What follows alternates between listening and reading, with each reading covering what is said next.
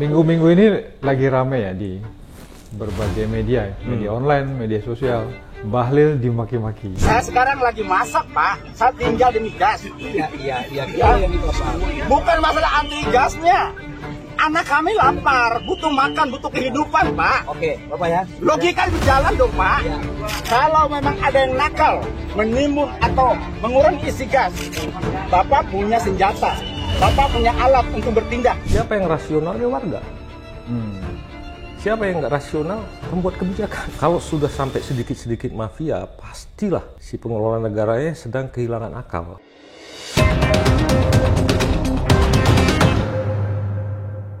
Ada yang bikin meme begitu ya. Kampanyenya Prabowo Gibran kan dulu oke gas. Nah sekarang gasnya nggak oke. Kalau sekarang kita gas di data bicara kan gitu. Ya dulu oke gas, sekarang antri gas. Antri gas. Nah, itulah. Bahkan kan Ada aja netizen emang. beberapa hari ini ya kita mulai melihat berita bahwa ada manula gitu ya lah, apa namanya, atau lansia ngantri lalu meninggal. Ini kan jadi riuh rendah lah. Tapi sebetulnya apa sih yang terjadi, Mas? Ya kalau sederhananya ya, kalau di pelayanan publik itu nih semua kan karena disiplin dalam pengelolaan pelayanan publik itu nggak dilakukan. Saya nggak mau menyalahkan siapapun menteri atau PT, anggap pemerintah lah ya. Kalau pemerintah udah biasa minta maaf, hari ini saya nggak terlalu khawatir. Artinya kalau kita kritik itu ya kalau keliru ya keliru. Kalau pemerintah di negara lain yang nggak biasa minta maaf, nggak bisa salah kita kritik. Nah di dalam pelayanan publik itu kalau sesuatu layanan yang sifatnya sensitif dan dia sudah berjalan agak lama, terlepas ada penyimpangan atau nggak penyimpangan, itu kalau mau ada perubahan sistem, itu yang dilakukan namanya stress test terlebih dahulu. Saya juga nggak tahu kenapa Ombudsman nggak mengingatkan itu ya. Iya loh, nggak ada suaranya loh Ombudsman. Ya, I don't know lah. Pasti mungkin setelah dipotong 40% anggarannya mungkin agak untung, itu nggak tahu juga sih. Sementara kejaksaan dan lain sebagainya. Jangan anggarannya dipotong dari ke gas. Saya nggak paham. Semua lembaga Tapi semua pengawas, lembaga dipotong lembaga sih. pengawas nggak dipotong. Iya. MA, DPR gitu ya. Nah, saya juga nggak tahu, jangan-jangan emang tidak terfikir aja itu dianggap lembaga yang penting.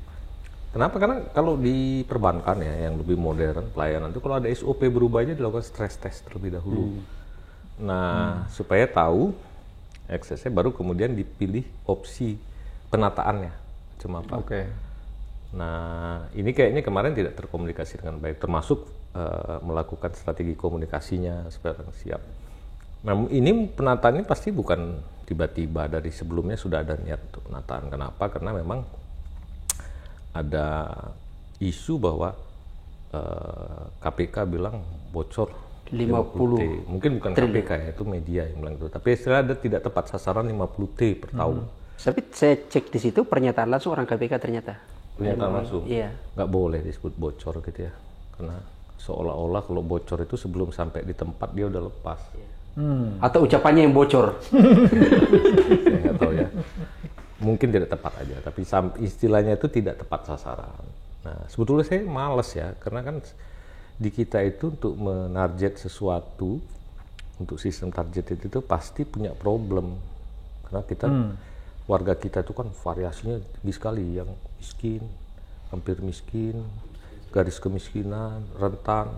Nah itu mendatanya juga tidak seperti di negara-negara Eropa yang penduduknya tidak terlalu banyak dan relatif sudah stabil, rata-rata kerjanya juga sudah formal gitu, sehingga gampang mendatanya.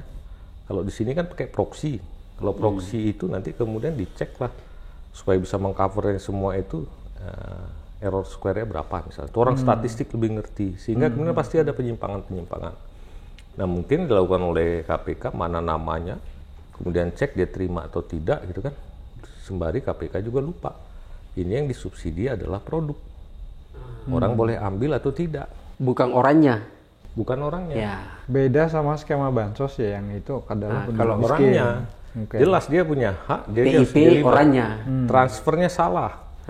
Saya harus terima, tapi kok masuknya ke rekening Pak Sam, itu salah. Sekarang barangnya yang saya mau subsidi untuk alam sah. Saya bilang saya nggak mau ambil. Saya nggak mau beli barang bersubsidi itu. Lah saya sebagai penjual barang bersubsidi masa harus rugi? Saya sudah bunali kan? Iya. Sudah Ada orang yang beli, yang lain saya kasih. Iya. Itu yang saya bilang, ini bukan wilayah KPK. Big mind dari sebuah proses subsidi itu bukan urusan pemberantasan korupsi. Bahwa nanti ada penyimpangan baru. Jadi jangan main-main di diksi-diksi yang sifatnya fundamental. Ini artinya urusan kebijakan publik kan ini Mas ya? Yoi, makanya saya bilang bukan salah KPK. KPK kan merasa juga bertanggung jawab ya, jangan sampai ada korupsi di pelayanan publik. Tapi menurut saya sebelum ke sana, pastikan dulu kalau kita mau memberikan subsidi satu produk dan deliverynya lewat market, ada pengecer, maka akan ada namanya dilema. Pada saat barangnya tidak diambil oleh orang yang berhak, Ya, mungkin saya retur. siapapun yang beli ya pasti akan dilayani. Iya, kan, semua begitu stok itu logikanya. ada biayanya. Betul. Biar siapa yang rasional ya warga. Siapa yang nggak rasional? Pembuat kebijakan. Oke. Jadi kira-kira begitulah. Tapi yang rugi keluarga kasar itu lebih niat baik saya untuk kita melakukan mikir ulang gitu ya. Dan itu kan sebetulnya natural ya, maksudnya Alamiah sekali. iya itu di semua komoditas, Iya. di mekanisme pasar kan selalu begitu Iya. kan. Adakah yang bermain? Pasti ada, tapi komposisinya tidak akan Nah ini bombastis. juga yang jadi pertanyaan Mas, kan seolah-olah kalau ada masalah dengan produk bersubsidi, itu kita selalu disajikan dengan ini mafia, ini terjadi rente, ini terjadi penimbunan dan seterusnya dan seterusnya. Mungkin saya berpikir mungkin aja ada yang bermain, tapi gini, kalau semua lini itu seolah ada mafia, itu kan menunjukkan bahwa manusia itu kalau akal sudah nggak berfungsi, nggak bisa mencerna satu fenomena, mulai muncul spekulasi yang namanya konspirasi. Itu pernah kita bahas yang kemarin. Pernah kan? Iya. Nah kalau sudah sampai sedikit-sedikit mafia, pastilah si pengelola negaranya sedang kehilangan akal. Jadi bukan nggak ada ya, ada. Tapi kalau semua, dan bahayanya kalau tiap kali itu yang dipakai jadi komunikasi politik, rakyat kita juga nggak cerdas-cerdas. Jadi sangat punya curiga segala macam. Nah biar lebih jelas Mas, mari kita bicara angka ya. Ya. Nah ini kan kalau rata-rata di masyarakat itu kan membeli gas 3 kilo yang bersubsidi atau kita sebut sebagai gas melon, itu kan di angka 20 ribuan ya rata-rata. Rata-rata.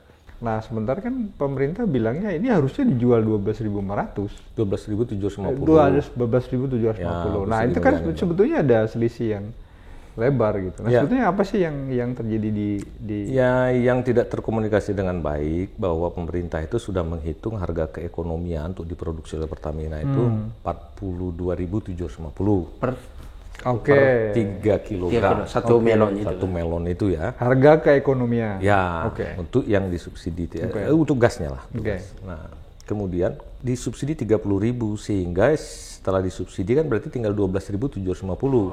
Tinggal dari 42.750 disubsidi pemerintah 30.000 per 3 kilo. Per 3 kilo. Sehingga sisanya kan 12.750. Itulah yang dijual Pertamina ke agen. Nah, sedangkan rantai distribusinya itu kan dari agen itu kan masih ada lagi kan? Mari kita lihat kalau mau melihat berapa sih rantai distribusi itu masih masuk akal atau enggak. Jangan-jangan memang benar ada markup tinggi ya, atau ada distorsi di pasar. Mari kita lihat harga eceran tertinggi untuk gas yang 12 kilo ya. Saya ambil 12 kilo aja. Non subsidi. Yang non subsidi di Jakarta. Di Jakarta 192.000. Berarti kan per kilo 16.000. Iya. Kalau 3 kilo 48.000. Iya. Berarti itu harga non subsidi ya. Non subsidi 48.000 untuk 3 kilo. Sedangkan yang subsidi harga keekonomian tadi disebut 42.750. Ada selisih 6.250. 6.250. 6.250. Berarti kalau 12.750 ditambah 6.250 kan ada 18.000. Nah, pertanyaan 6.250 ini terdistribusi macam apa? Apakah ada yang lebih dari itu? Mungkin aja ada. Macam-macam kejadian kalau sudah. Ternyata di Pangkalan dia dapat 3.250. Pangkalan itu berarti dari agen Pangkalan. Nah, Pangkalan itu dapat margin lagi 3.250. Pangkalan berarti angkanya jadi 15.000. 12.750 tambah 3.250. Ya. Pangkalan itu jual ke pengecer 18.000 taji, 3.000 kan? Ada margin 3.000 dari pangkalan ke pengecer. Pengecer. Oke. 3.000 tambah dengan yang tadi dari agen ke pangkalan 3.250 kan 6.250. Pertanyaannya pengecer ini statusnya warga atau bukan? Nah itu juga harus dipertegas. Konsumen atau apa gitu ya? Iya. Kalau dia dianggap sebagai konsumen, ya tetapkan, jelaskan. Padahal kan dia bukan mau mengkonsumsi, dia mau menjual. Sehingga wajar lah kalau dia ngambil juga 2.000 margin. Ya. Oke, dari 18.000 ngambil margin 2.000, jadi asumsinya 20.000 diterima Ya. harga akhir yang harus dibeli Di masyarakat. konsumen. Oke. Harga di dapur. Iya, Iya, harga. iya. Kalau diantar ke dapur. Iya, ke dapur. Dia kan ngambil tuh. Iya. Nah, kalau ke dapur dia ada Ongkos tambahan lagi. macam-macam lah itu Iya, biasa. itu wajar lah. Wajar. Nah, sekarang Ongkos bagaimana? kirim. Terus ada yang bilang ada yang kok 22.000. Ya, menurut saya wajar-wajar dan insidentil bisa terjadi berdasarkan amatan saya di lapangan ya. Ini kalau stok ya, terkait dengan stok ya, Mas. Ya misal nih kejadian saya jual biasa 20.000 lah sebagai pengecer. Tiba-tiba ada permintaan stok saya habis. Ini pelanggan saya nih. Di toko saya habis, Toko saya tetangga habis. di Toko yang ada. sebelah sana, Ada. area yang sana yang agak jauh tapi ada, itu ada. Masih pengecer juga. Dia jual juga harga 20.000. Ya, saya ke pangkalan belum datang barang. Ya biasanya kan saya suruh anak saya ambil di sana. Ambil dulu. Ambil dulu. Ya. Pinjam istilah mereka, pinjam Ya, tapi ya. bukan pinjam. Istilahnya dia beli 20.000, terus dia jual jadi 22.000. Ya. Oke. Orang bilang lah tuh lebih dari 20.000, ya wajar aja. Tapi kan nggak seterusnya begitu. Pas ada insiden stok kosong Iya, aja. iya, Jadi iya. kalau sampai berkisar antara 20 sampai 20.000 di pengecer menurut saya biasa aja. Oke, artinya Artinya sebenarnya kalau kita bicara subsidi yang 30.000 tadi itu, intervensinya hanya dari Pertamina, agen, pangkalan. Bukan. sampai agen aja. Sampai 30.000 sampai agen Pertamina aja. Iya, Iya, untuk ke agen. Untuk ke agen. Yang Pertamina ketiga yang jual ke agen. diintervensi ke 3.000 itu bisnis juga murni sebenarnya. Ya. Iya, cuma kan biasanya juga kalau dia jual ketinggian dia nggak laku, Iya. orang lari ke Iya. tempat lain itu udah Iya, mekanisme. ya sudah mekanisme pasar. Maksud saya Iya. kalau di situ ngambil, di sini ngambil, ya pengecer ngambil juga dong. Makanya saya kalau cuma lihat, iya makanya kalau cuma lihat 20.000 sampai 22.000, saya bilang nggak ada stok langka. Kalau stok yang langka baru tuh saya. Cuma ini kan persepsi, mungkin juga yang ngasih informasi ya ke Bu Sri Mulyani. Kalau benar Bu Sri Mulyani seperti ngomong di media itu mungkin keliru. 12.750 itu bukan di konsumen, itu di agen. Ya. Nah itu aja sih sebetulnya. Jadi ribut sekali, terus kemudian keputusan panik kok jadi ada markup, segera diputuskan kembalikan pengecer nggak boleh jual dulu gitu ya, mau ditertibkan. Nah itu yang saya bilang nggak ada stress test dulu. Kalau lihat tuh kan assess dulu, terus lakukan stress test kalau mau mengubah satu sistem, jangan segera di stop, ya ngamuk lah semua orang gitu. ya. Kan Nah tapi kalau kita lihat ini alurnya kan sebenarnya motivasinya Bahlil itu kan menyebut bahwa akan dijadikan sub pangkalan. Kan? Supaya bisa diintervensi. Nah kalau kita lihat dari kecenderungan rata-rata lah ya, mungkin ada dapat 3.000, 2.000 apa itu pasar kan sebenarnya. iya kalau Jadi kalau itu ternyata dijadikan sub pangkalan dan harganya juga sama, saya paham kenapa apa untuk sampai ada yang meninggal gitu loh. Ya, mulai maksudnya- lagi. maksudnya- Itu maksudnya yang saya bilang kok mengubah tiba-tiba skema harus mengubah itu padahal di kajian ini aja belum Nah, gitu ya. kenapa kalau saya dengar dari itu ya, Pak Bahlil itu bilang bahwa akan ada penataan itu rupanya nanti pengecer mau dijadikan sub pangkalan. Supaya apa? Supaya terdata. Kenapa supaya terdata? Tadi ingat tetangga KPK bilang 50 nggak tepat sasaran, 50 T. Jadi itu harus dihemat dengan anggaran lagi kondisi kayak gini. Bukan dihemat sebetulnya, gimana supaya jadi tepat sasaran. Jangan-jangan memang yang butuh nggak terlalu banyak itu, ya kembalikan aja gitu kan. Oke, nah, Subsidinya. tapi itu kayak menimbulkan pertanyaan, Mas. Aslinya gini, kalau tadi yang pertama kan faktanya menyatakan bahwa subsidi pemerintah itu hanya sampai agen itu kan 30.000. Nah itu kan yang nggak pernah dikomunikasikan ke Itu publik ya. satu. Seolah-olah kita punya persepsi bahwa subsidi itu sampai ke masyarakat, Sampai ke rumah tangga. sampai ke rumah tangga, sama ke end user. Iya. Itu yang pertama. Padahal ini subsidi produk sebenarnya. Nah itu yang artinya dengan logika bahwa subsidinya sampai di agen, maka begitu dengan rantai distribusi seperti yang tadi kita lihat datanya, sebetulnya kan juga tidak ada satu deviasi yang ekstrim kan? Betul, kalau saya sih belum ya. Kalau sudah barangnya kemudian langka, baru biasanya akan terjadi lonjakan. Nah, kalau toh ada diferensiasi situ ya nggak ada masalah. Tapi gini, maksud saya, pemerintah itu kan sekarang belanja subsidi itu besar sekali ya. Maka kemudian berusaha supaya diefisienkan. Betul-betul yang efektif yang harus dapat subsidi. Jangan lupa ini subsidi produk. Nah itu pertanyaan kedua tadi ke dalam mekanisme pasar yang awal tadi kita bicarakan. Ke dalam sampai ke pengecer. Nah diharapkan dia jadi sub pangkalan, dia kemudian punya data siapa yang harus menerima. Dibikinlah aplikasi. Jago lah anak-anak sekarang bikin aplikasi. Tapi pertanyaan saya, dia akan mirip kayak My Pertamina. Sederhana sekali. Untuk BBM ya, subsidi BBM. Sekali lagi saya ingin tanya sama semua yang merancang kebijakan ini, pikirkan lagi behavior economics-nya itu di tingkat konsumen dan retailer ya. Yang saya bilang tadi, saya sudah beli barang bersubsidi dan saya harus jual loh ini, bukan menyampaikan. Beda kalau mendistribusikan dengan menyampaikan. Jual kepada orang yang sudah ada namanya. Once dia nggak mengambil barang ini, itu jadi stok saya yang tanggung biaya. Itu tidak masuk akal dalam cara berpikir ekonomi. Makanya banyak orang kemudian uang itu ditransfer langsung ke rekening. Kenapa? Supaya nggak terjadi dilema tadi. Oh iya. Itu kalau subsidinya adalah ke orang ya Mas, target group kan? Iya, tapi targeted itu kan pada dasarnya orang. Betul, tapi kalau ini kan sebetulnya disubsidi kan barang ya. Makanya dia mau mensubsidi barang, yang sebetulnya sekarang juga ada kalau di BBM itu namanya kompensasi. Tapi dia mau meramu dengan yang namanya targeted. Jadi menurut saya nggak mungkin. Belajarlah social policy kemanapun tuh. Itu saya membaca begini, saya mencatat-catat ini kan ada sampai data kota misalnya gini. Kalau misalnya kita ambil contoh lah, tahun 2024 itu 8,3 juta kuotanya gitu ya. Berarti dalam posisi katakanlah misalnya kita ambil satu analogi, satu kampung itu misalnya mengambil 20%. Tahu-taunya dalam satu kampung itu kan ada yang di gunung jauh sana.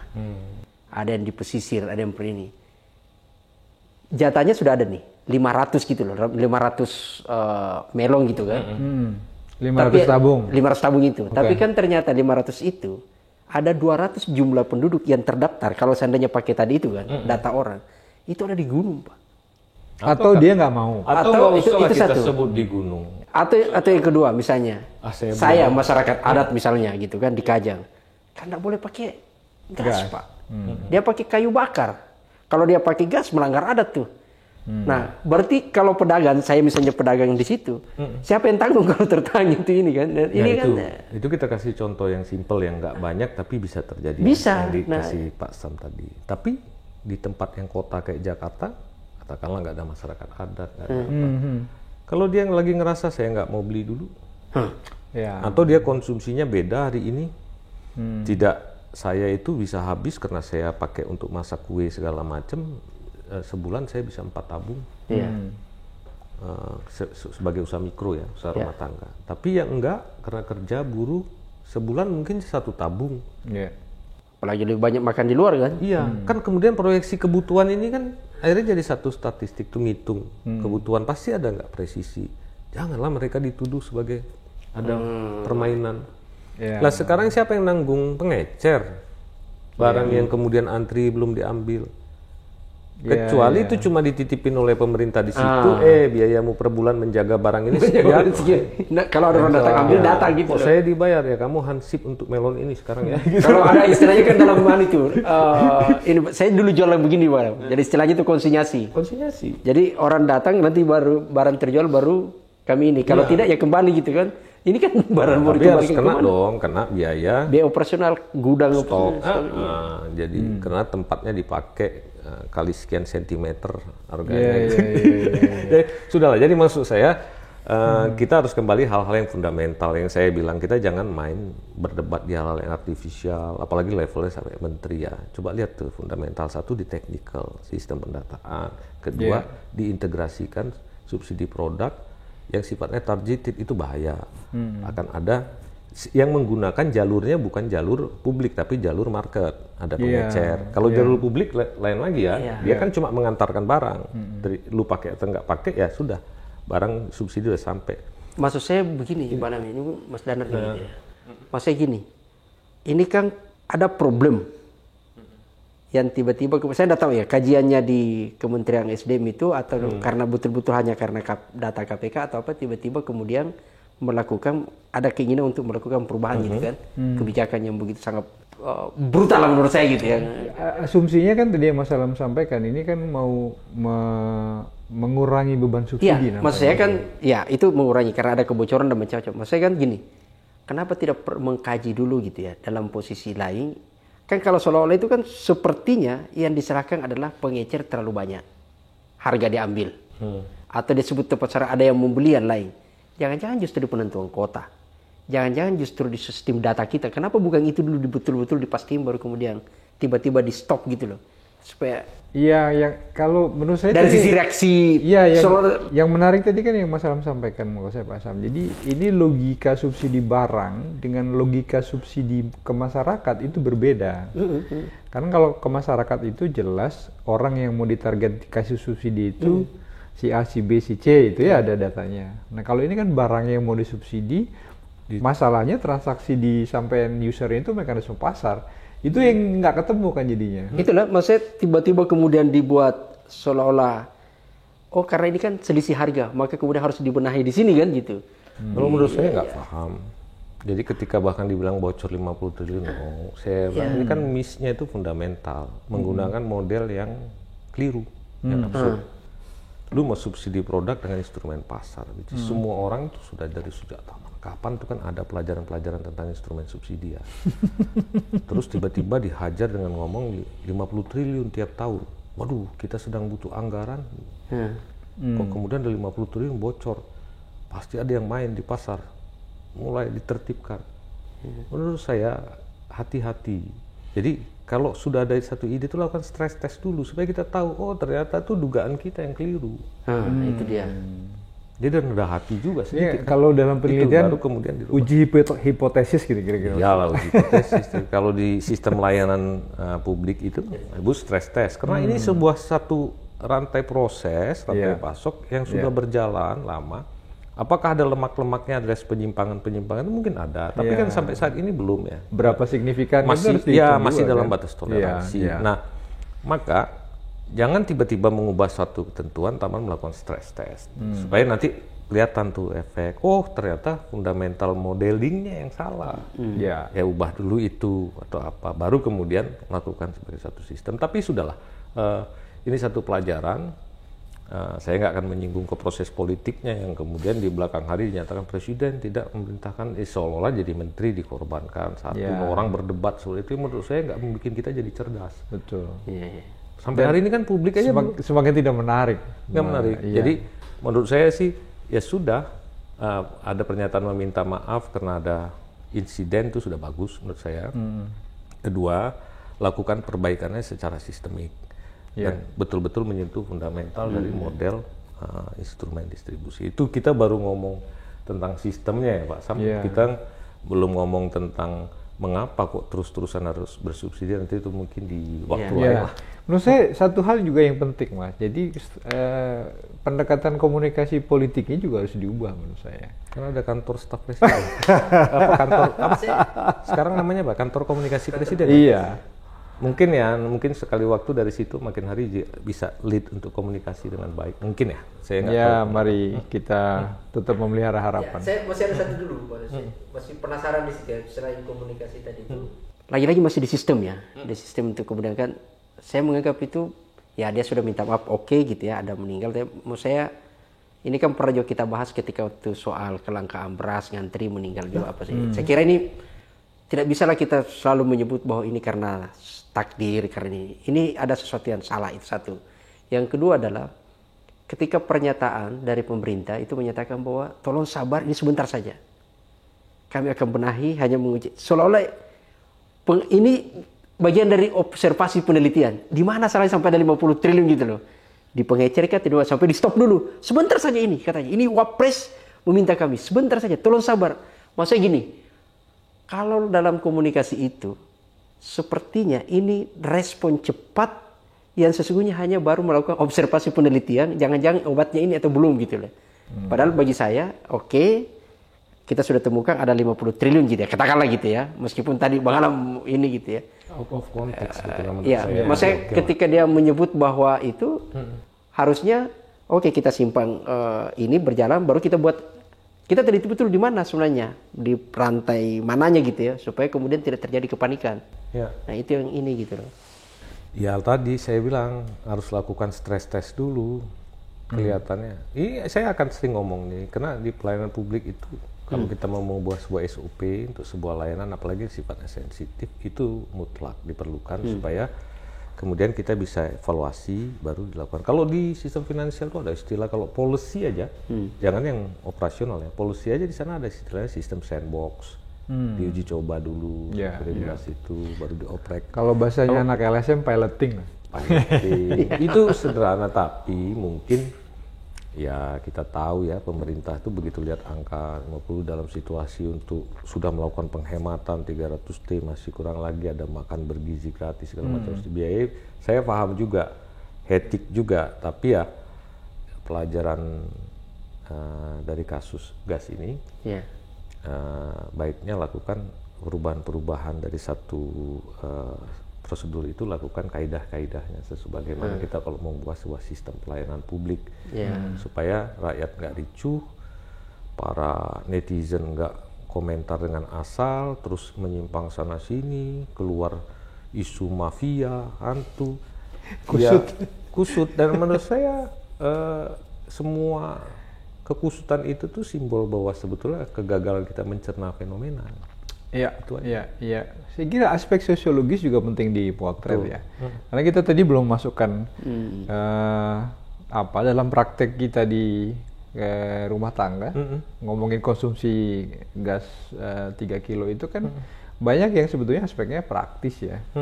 Ya orang dengan usia tertentu nggak mungkin dia ngangkat gas yang 12 kilo. Tuh, itu behavior ekonomis ya. Orang di apartemen dia harus bawa 12 kilo, masukin ke bawah. Iya, tempatnya juga nggak terlalu gede-gede. Iya, yang melon yang kecil biasa.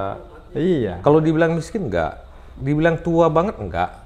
Tapi orang kayak saya yang sudah pasang misalnya ring jantung, itu kan tapi simpelnya kan ini. Nggak, itu kan sebetulnya behavior orang gitu ya. Itu yang saya bilang, pikirkan betul lah ya. Ini kan mau pakai instrumen market dimasukin dengan subsidi targeted, itu sesuatu yang berbeda. Ya, emang nggak kompatibel ya dari sisi pendekatan. Kita kan udah belajar dari Pertalite, My Pertamina yang dibikin canggih itu akhirnya nggak berfungsi. Apakah ada penyimpangan? Enggak. Bayangkan ya, ini saya mau jelasin sedikit lagi untuk kasus yang tadi. Saya mengisi Pertalite, terus diminta barcode segala macam, harus daftar, malas. Kalau enggak ya nggak usah layani. Kita yang ngomong enak, tapi orang yang sudah ada bensin Pertalite jualan loh. Orang cari ke tempat lain, akhirnya berlomba-lomba bantuin bikin barcode, akhirnya menyimpang. Terus supaya dibilang penyimpangan banyak gitu. Terus nanti dibilang Pertalite bocor sekian T. Come on, kalau mau nangkap korupsi aja gitu loh, jangan masuk-masuk ke sistem atau modeling instrumen subsidi. Itu wilayah yang lain. Kalau sudah sistemnya benar, masih ada penyimpangan, silahkan masuk. Jadi maksud saya, be careful kalau menyampaikan sesuatu pada policy maker itu, jangan terlalu dramatis, pada dasarnya ada misleading, itu bahaya. Artinya sebetulnya kan ini wilayah evaluasinya masih pada model kebijakannya kan Mas, sebetulnya kan. Iya, itulah.